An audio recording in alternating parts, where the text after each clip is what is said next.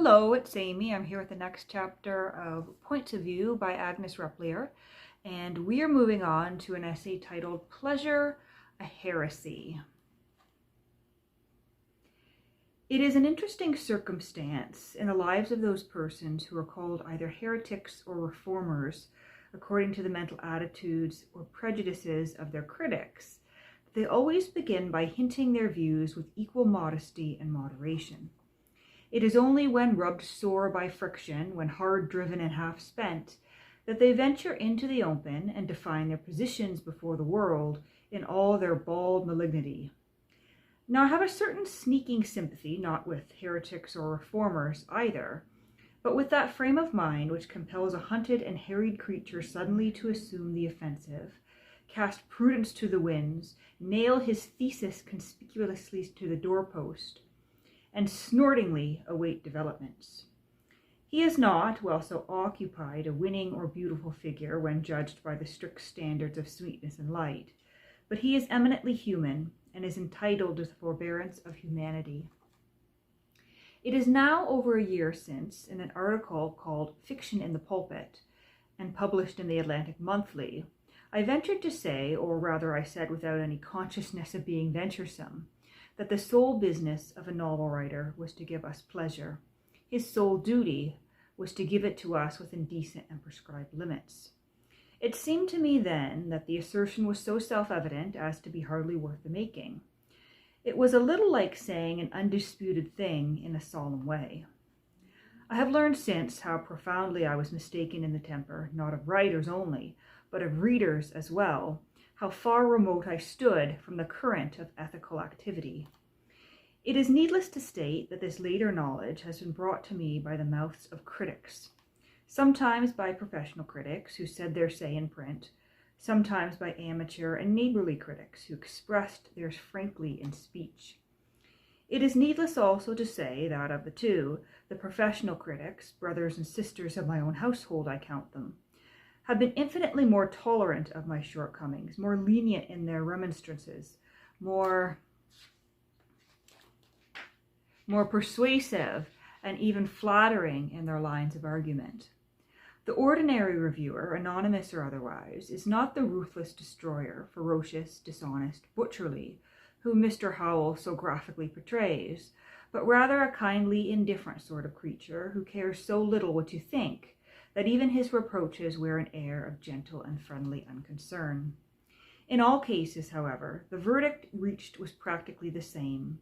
The business of fiction is to elevate our moral tone, to teach us the stern lessons of life, to quicken our conceptions of duty, to show us the dark abysses of fallen nature, to broaden our spiritual vistas, to destroy our old comfortable creeds, to open our half-closed eyes, to expand our souls with the generous sentiments of humanity, to vex us with social problems and psychological conundrums, to gird us with chain armor for our daily battles, to do anything or everything, in short, except simply give us pleasure. It is not forbidden us, to be sure, to take delight, if we can, in the system of instruction. A good child, we are told, should always love its lessons. But the really important thing is to study and know them by heart. Verily, this rugged virtue makes me gasp. Why should the word pleasure, when used in connection with literature, send a cold chill down our strenuous 19th century spines? It is a good and charming word, caressing in sound and softly exhilarating in sense. As in a dream, it shows us swiftly rich minutes by a winter firelight, with the eve of St. Agnes held in our happy hands, long, lazy summer afternoons spent right joyously in company with Emma Woodhouse and Mr. Knightley, or perhaps hours of content lost in the letters of Charles Lamb, dear to us alike in all seasons and in all moods, a heritage of delight as long as life shall last. I do not indeed, as I have been accused of doing, employ the word pleasure as synonymous with amusement. Amusement is merely one side of pleasure, but a very excellent side against which, in truth, I have no evil word to urge. The gods forbid such base and savourless ingratitude. This is not at best a merry world. There is a certain grief in things as they are, in man as he has come to be, and the background of our lives is a steady, undeviating sadness. Who then has not felt that sudden lifting of the spirits, that quick purging of black, melancholy vapors from the brain, as wise old Burton would express it, when some fine jest appeals irresistibly to one's sense of humor? There comes to the alert mind at such a moment a distinct revelation of contentment, a conscious thought that it is well to be alive, and to hear that nimble witticism which has so warmed and tickled one's fancy. Live merrily as thou canst, says Burton, for by honest mirth we cure many passions of the mind. A gay companion is as a wagon to him that is wearied by the way. If amusement can help us so materially in our daily life, which is a daily struggle as well, how much more pleasure which is the rightful goal of art, just as knowledge is the rightful goal of science. Art, says Winckelmann, is the daughter of pleasure, and as Dempster sought for Persephone with resistless fervor and desire, so pleasure seeks for art, languishing in sunless gloom, and having found her, expresses through her the joy and beauty of existence, and lives again herself in the possession of her failed child, while the whole earth bubbles into laughter. We cannot separate these two without exchanging sunlight for frost and the cold, dark winter nights. Mr. E.S. Dallas, who in those charming volumes, pleadingly entitled The Gay Science, has made a gallant fight for pleasure as the end of art, and for criticism as the path by which that end is reached, shows us very clearly and very persuasively that in all ages and in all nations there has been a natural, wholesome, outspoken conviction that art exists for pleasure, and pleasing instructs as well. There is a core of truth, he grants, in the Horatian maxim that art may be profitable as well as delightful, since it always holds that wisdom's ways are ways of pleasantness, that enduring pleasure only comes out of healthful action, and that amusement, as mere amusement, is in its own place good, if it be but innocent. There is profit in art as there is gain in godliness and policy in an honest life. But we are not to pursue art for profit, nor godliness for gain, nor honesty because it is politic. This then is the earliest lesson that the student of art has to learn, that it exists for pleasure, but for a pleasure that may be profitable, and that stands in no sort of opposition to truth. Science, says Mr. Dallas, gives us truth without reference to pleasure, but immediately and chiefly for the sake of knowledge. Art gives us truth without reference to knowledge, but immediately and mainly for the sake of pleasure. The test of science, then, must always be an increase of knowledge, of proven and demonstrable facts. The test of art must always be an increase of pleasure, of conscious and sentient joy. What is good only because it pleases, says Dr. Johnson, cannot be pronounced good until it has been found to please. The joy that is born of art is not always a simple or easily analyzed emotion. The pleasure we take in looking at the soft, white, dimpled Venus of the Capitol is something very different from that strange tugging at our heartstrings when we first see the sad and scornful beauty of the Venus of Milo, or the curious pity with which we watch the dejected Cupid of the Vatican hanging his lovely head. But with both the Venus of Milo and the Vatican Cupid, the sensation of pleasure they afford is greater than the sensation of pain or pity or regret. It triumphs wholly over our other emotions and gains fullness from the conflict of our thoughts. We feel many things, but we feel pleasure most of all, and this is the final test and the final victory of art. In the same manner, the mixed emotions with which we listen to music resolve themselves ultimately to pleasure in that music, and the mixed emotions with which we read poetry resolve themselves ultimately to pleasure in that poetry. If it were otherwise, we should know that the music and the poetry had failed in their crucial trial. If we did not feel more pleasure than pain in the tragedy of Othello, it would not be a great play. That we do feel more pleasure than pain, that our pleasure is subtly fed by our pain, proves it to be a masterpiece of art. There is still another point to urge. While art may instruct as well as please, it can nevertheless be true art without instructing, but not without pleasing.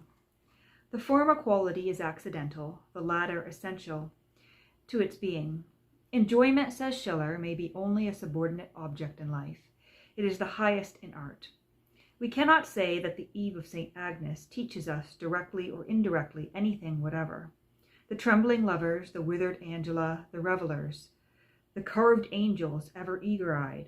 The storm without, the fragrant warmth, and light within are all equally innocent of moral emphasis.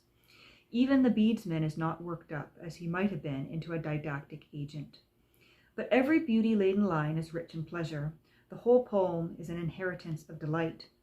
I never read it without being reminded afresh of that remonstrance offered so gently by Keats to Shelley, by Keats, who was content to be a poet, to Shelley, who would also be a reformer.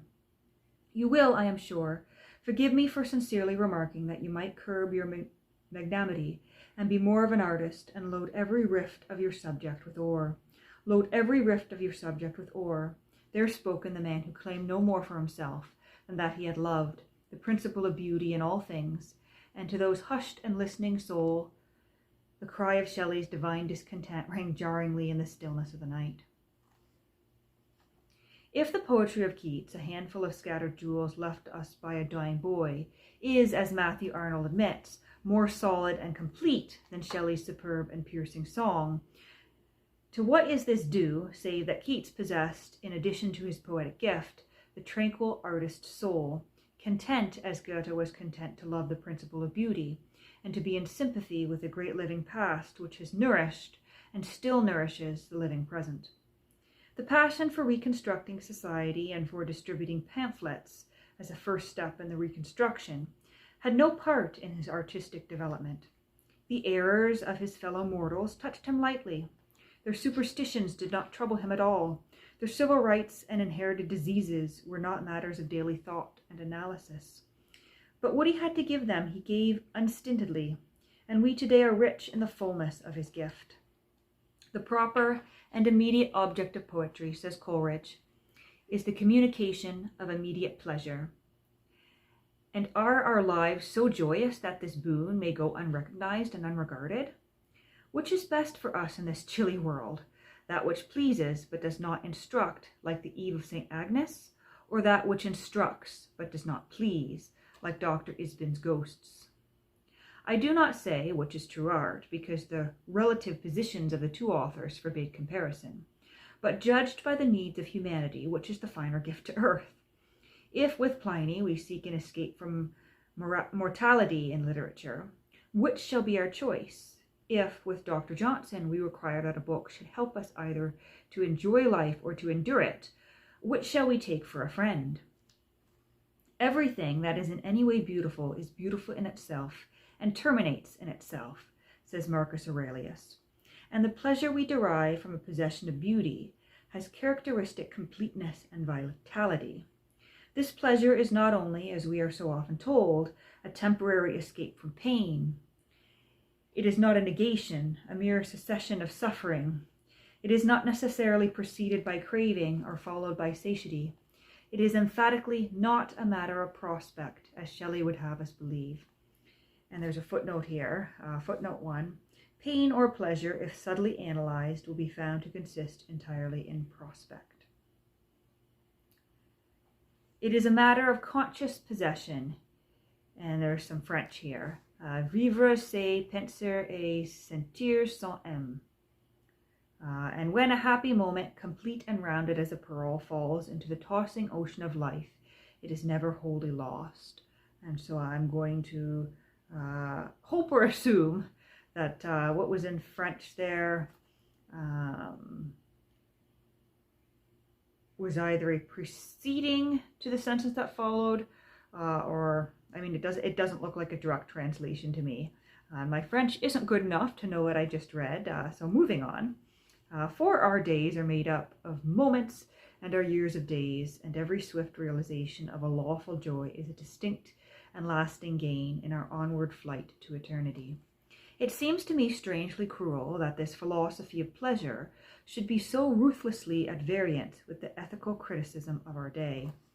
If it has come down to us as a gracious gift from the most cheerful and not the least wholesome of heathens, it has been broadened and brightened into fresh comeliness by the spirit of Christianity, which is above all things a spirit of lawful and recognized joy. Nothing is more plain to us in the teaching of the early church than that aestheticism is for the chosen few, and enjoyment, diffused, genial, temperate, and pure enjoyment, is for the many. Put on, therefore, gladness that hath always favoured with God, and is acceptable unto him, and delight thyself in it. For every man that is glad doeth the things that are good, and thinketh good thoughts, despising grief. And there is another footnote here, shepherd of Hermas, it says. And that is a quote there. Through all the centuries, rational Christianity has still taught us bravely to endure what we must, and gratefully to enjoy what we can. There is a very charming and sensible letter on this point, written by the Abbé Duval to Madame de Rumestadt, who was disposed to reproach herself a little for her own happiness, and to think that she had no right to be so comfortable and so well content. You say that you are happy, writes this gentlest and wisest of confessors. Why then distress yourself? Your happiness is a proof of God's love toward you. And if in your heart you truly love him, can you refuse to respond to the divine benevolence? Engrave upon your conscience this fundamental truth, that religion demands order above all things, and that, since the institutions of society have been allowed and consecrated, there is encouragement for those duties by which they are maintained. But especially banish from your mind the error that our pains alone are acceptable to God. A general willingness to bear trial is enough. Never fear but life and time will bring it. Dispose yourself beforehand to resignation, and meanwhile thank God incessantly for the peace which pervades your lot. This is something very different from Ruskin's ethics, from the plain statement that we have no right to be happy while our brother suffers, no right to put feathers in our own child's hat while somebody else's child goes featherless and ragged. But there is a certain staying power in the older and simpler doctrine, and an admirable truth in the gentle suggestion that we need not vex ourselves too deeply with the notion of our ultimate freedom from trial. It was not given to Madame de Rumstadt, any more than it is given to us, to ride in untroubled gladness over a stony world. All that she attained, all that we can hope for, are distinct and happy moments, brief intervals from pain or from that rational ennui which is inseparable from the conditions of human life. But I cannot agree with the long list of philosophers and critics, from Kant and Schopenhauer down to Mr. Dallas, who have taught that these passing moments are negative in their character, that they are hidden from our consciousness and elude our scrutiny, existing while we are content simply to enjoy them, vanishing if, like Psyche, we seek to understand our joy. The trained intelligence grasps its pleasures and recognizes them as such, not after they have fled and linger only a golden haze in memory, but alertly in the present, while they still lie warm in the hollow of the heart. There is indeed a certain breathless and unconscious delight in life itself, which is born of our ceaseless struggle to live, a sweetness of honey snatched from the lion's mouth. This delight is common to all men, and is probably keenest in those who struggle hardest. When society has reorganized on a utopian basis, and no one has any further need to elbow his own way through hardships and difficulties, there will be one joy less in the world, and missing it, many people will realize that all which made life worth having has been softened and improved out of existence. They will cease to value and refuse to possess that which cost them nothing to preserve. This fundamental happiness in life and in the enforced activity by which it is maintained is hidden from our consciousness. We feel the hardships and do not especially feel any relish in ceaselessly combating them, though the relish is there, not keen enough for palpable felicity, but vital enough to keep the human race alive. All other pleasures, however, we should train ourselves to enjoy. They flow from many sources and are fitted to many moods. They are fed alike by our most secret emotions and by our severest toil, by the simplest thing in nature and by the utmost subtlety of art. A primrose by a river's brim often makes its appeal as vainly as does Hamlet or the Elgin Marbles. What we need is not more cultivation, but a recognized habit of enjoyment. There is, I am told, though I cannot speak from experience, a very high degree of pleasure in successfully working out a mathematical problem. Burton confesses frankly that his impelling motive in long hours of research was primarily his own gratification. The delight is it I aim at, so great pleasure, such sweet content, there is in study. I think the most beautiful figure in recent literature is Mr. Pater's Marius the Epicurean, whose life, regarded from the outside, is but a succession of imperfect results, yet who, deserted and dying, counts over with a patient and glad heart the joys he has been permitted to know. Like a child thinking over the toys it loves, one after another, that it may fall asleep, so, and the sooner forget all about them. He would try to fix his mind, as it were, impassively, on all the persons he had loved in life, on his love for them, dead or living, grateful for his love or not, rather than on theirs for him, letting their images pass away again or rest with him as they would. One after another he suffered those faces and voices to come and go as in some mechanical exercise, as he might have repeated all the verses he knew by heart, or like the telling of beads, one by one, with many a sleepy nod between whiles. Here is a profound truth, delicately and reverently conveyed. That which is given us for our joy is ours as long as life shall last, not passing away with the moment of enjoyment, but dwelling with us and enriching us to the end.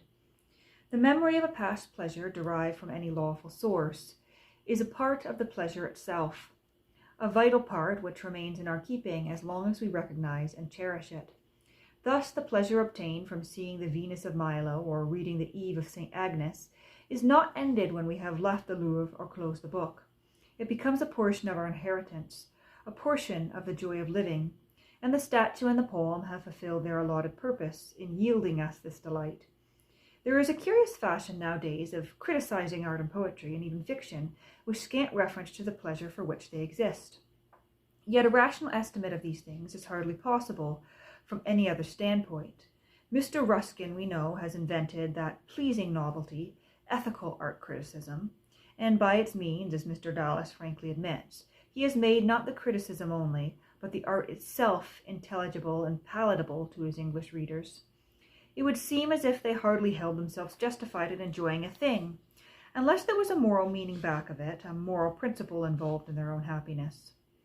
This meaning and this principle Mr. Ruskin has supplied, bringing to bear upon his task all the earnestness and sincerity of his spirit, all the wonderful charm and beauty of a winning and persuasive eloquence.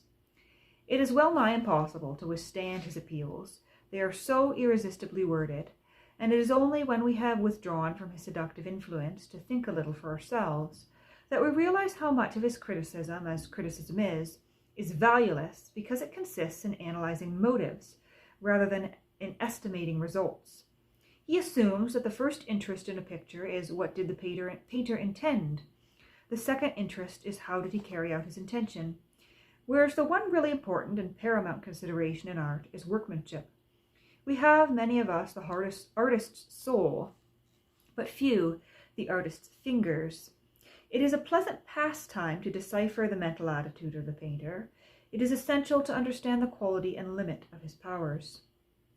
Reading Mr. Ruskin's criticisms in Tintoret's pictures in the Scuola di S. Rocco, on the Annunciation particularly, is very much like listening to a paper in a Browning Society. Perhaps the poet, perhaps the painter did mean that all. It is manifestly impossible to prove they didn't, inasmuch as death has removed them from any chance of interrogation. But by what mysterious and exclusive insight have Mr. Ruskin and the Browning student found it out? The interpretation is not suggested as feasible, it is asserted as a fact, though precisely how it has been reached we are not suffered to know. Many unkind and severe things have been said about judicial criticism, but Mr. Ruskin's criticism is not judicial, which infers an application of governing principles. It is dogmatic, the unhesitating expression of a personal sentiment. He shows you Giotto's frescoes in the cloister of Santa Maria Novella. He pleads with you very prettily and charmingly to admire the birth of the Virgin. He points out to you with rather puzzling precision exactly what the painter intended to imply by every detail of the work. This is pleasant enough, but suppose you don't really care about the birth of the Virgin when you see it. Suppose you fail to follow the guiding finger that reveals to you its significance and beauty. What happens then? Mr. Ruskin resorts in the severest manner and with a degree of scorn that seems hardly warranted by the contingency. If you can be pleased with this, you can see Florence. But if not, by all means amuse yourself there if you find it amusing. As long as you like, you can never see it. So Florence, with all its loveliness, is lost to you unless you can sufficiently sympathize with one small fresco. It would be as reasonable to say that all English literature is lost to you unless you truly enjoy Comus, that all music is lost to you unless you delight in Parsifal. It is the special privilege of ethical criticism to take this exclusive and didactic form, to bid you admire a thing not because it is beautiful in itself, but because it has a subtle lesson to convey, a lesson of which, it is urbanely hinted, you stand particularly in need. On precisely the same principle, you are commanded to cleave to Tolstoy, not because he has written able novels, but because those novels teach a great many things, which it is desirable you should know and believe. You are bidden to revere George Meredith, not because he has given the world some brilliant and captivating book, but because these books contain a tonic element fitted for your moral reconstruction. If you do not sufficiently value these admirable lessons, then you are told, in every language, every wit, as contemptuous as Mr. Ruskin's, to amuse yourself by all means with Lever and Gobrow and Jules Verne, for all higher fiction is, like the art of Florence, a sealed book to your understanding. Most men, says Mr. Froude, feel the necessity of being on some terms with their conscience, at their own expense or at another's. And one very popular method of balancing their score is by exacting from art and literature that serious ethical purpose which they hesitate to intrude too prominently into their daily lives, rightly opinion that it gives much less trouble in books. So prevalent is this tone in modern thought that even a consummate critic like Mr. Baggot is capable of saying in one of his supremely moral moments that Byron's poems taught nothing and therefore are forgotten. Et tu, brute? Such a sentence from such a pen makes me realize something of the bitterness with which the dying Caesar covered up his face from his most trusted friend. That Lord Byron's poems are forgotten is rather a matter of doubt. That they are given over entirely into the hands of a stray schoolboy is a hazardous assertion to make. But to say that they are forgotten because they teach nothing is to strike at the very life and soul of poetry. It does not exist to teach, but to please. It can cease to exist only when it ceases to give pleasure. Perhaps what Mr. Baggot meant to imply is that it would be a difficult task to review Byron's poetry after the approved modern fashion, to assign him, as we assign more contemplative and analytic poets, a moral raison d'etre. Pick up a criticism of Mr. Browning, for example, and this is the first thing we see. What the kernel of Browning's ethical teaching, and how does he apply its principles to life, religion, art, and love? It would be as manifestly absurd to ask this question about Byron as it would be to review Fielding from the standpoint adapted for Tolstoy, or to discuss Sheridan from the same field of view as Isbin. With the earlier writers, it was a question of workmanship. With our present favorites, it has become a question of ethics. Yet, when we seek for simple edification, as our plain-spoken grandfathers understood the word, as many innocent people understand it now, the new school seems as remote from furnishing it as the old. Browning, Tolstoy, and Isbin have their own methods of dealing with sin, and richly suggestive and illustrative methods they are. The lessons taught may be of a highly desirable kind, but I doubt their practical efficacy in our common working lives. And I cannot think this possible efficacy warrants their intrusion into art. Great truths, unconsciously revealed and as unconsciously absorbed, have been in all ages the soul of poetry, the subtle life of fiction. These truths, always in harmony with the natural world and with the vital sympathies of man, were not put forward crudely as lessons to be learned, but primarily as pleasures to be enjoyed. And through our sweet content, as Burton phrased it, we came into our heritage of knowledge. Today, both poetry and fiction have assumed a different and less winning attitude. They have grown sensibly didactic, are at times almost reproachful in their tone, and so far from striving to yield us pleasure to increase our sweet content with life, they endeavor with very tolerable success to prevent our being happy after our own limited fashion. Their principal mission is to worry us vaguely about our souls, or our neighbors' souls, or the social order which we did not establish, and the painful problems we cannot solve. Our spirits, at all times restless and troubled, respond with quick alarm to these dismal agitations. Our serenity is not proof against the strain. Our sense of humor is not keen enough to cure us with wholesome laughter. And 19th century cultivation consists in being miserable for misery's sake, and in saying solemnly to one another at proper intervals, "This is the eternal progress of the ages." It was a curious and rather melancholy experience a year ago to hear the comments of those patient women who devoted their afternoons to Ibsen readings, and to turning over in their minds the new and unprofitable situations thus suggested. The discussions that followed were invariably ethical, never critical. They had reference always to some moral conundrum offered by the play, never to the artistic or dramatic excellence of the play itself. Was Nora Helmer justified, or was she not, in abandoning her children, with explicit confidence to the care of Marianne? Had Dr. Wangle a right, or had he not, to annul his own marriage tie with the primitive simplicity of the King of Dahomey? To answer such questions as these has become our notion of literary recreation, and there is something pathetically droll in the earnestness with which we bend our wits to the task. Indeed, poor little Nora's matrimonial infelicities threaten to become as important in their way as those of Catherine of Aragon or Josephine Beauharnais, and we talked about them quite seriously with a certain awe. The unflinching manner in which Ibsen has followed Sir Thomas Browne's advice, "Strive not to beautify thy corruption," commends him naturally to that large class of persons who can tolerate sin only when it is dismal.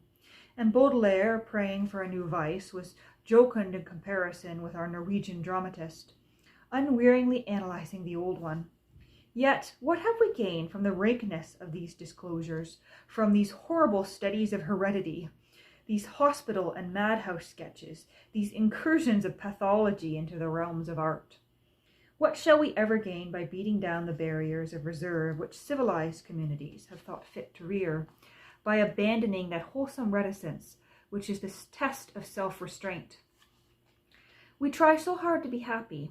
We have such need, each of his little share of happiness. Yet Ibsen, troubling the soul more even than he troubles the senses, has chosen to employ his God-given genius in deliberately lessening our small sum of human joy.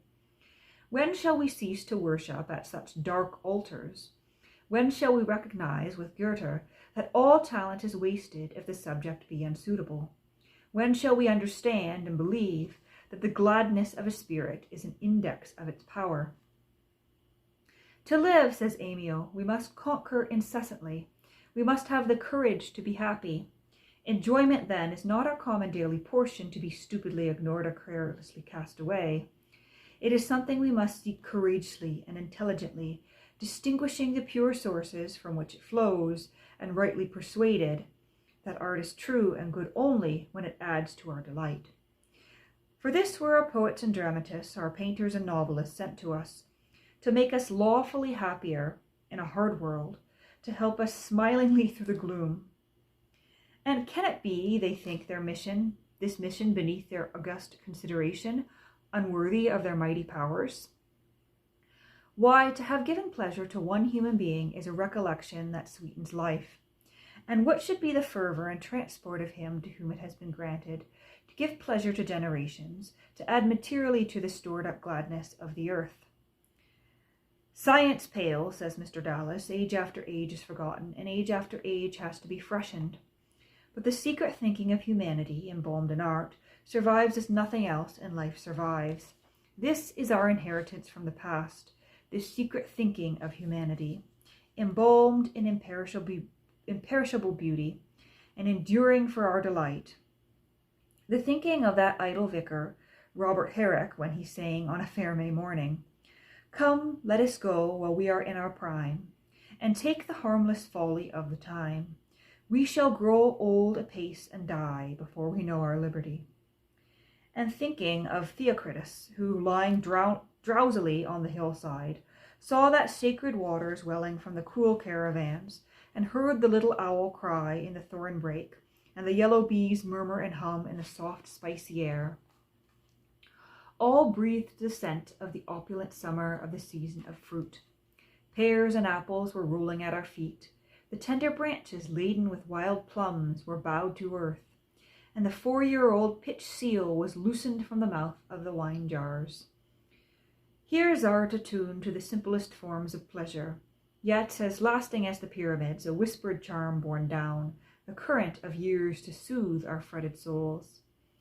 But the tranquil enjoyment of which is given us to enjoy has become a subtle reproach in these days of restless disquiet, of morbid and conscious self-scrutiny, when we have forfeited our sympathy with the beliefs, the aspirations, and the sweet content that linked the centuries together. We are suffering at present from a glut of precepts, a surfeit of preceptors, and have grown sadly wise and very much cast down in consequences. We lack, as Emile says, the courage to be happy, and glorify our discontent into an intellectual barrier, pluming ourselves on a seriousness that may not be diverted. But if we will only consent to calm our fears, to quiet our scruples, to humble our pride, and to take one glad look into the world of art, we shall see it bathed in the golden sunlight of pleasure, and we shall know very well that didactism, whether masquerading as a psychological drama, or as a socialistic forecast, as a Sunday school story, or a deistical novel, is no guide to that enchanted land. And that is the end of Pleasure, a Heresy. A follow-up to the previous essay about the true intent of literature and how literature should be primarily for pleasure.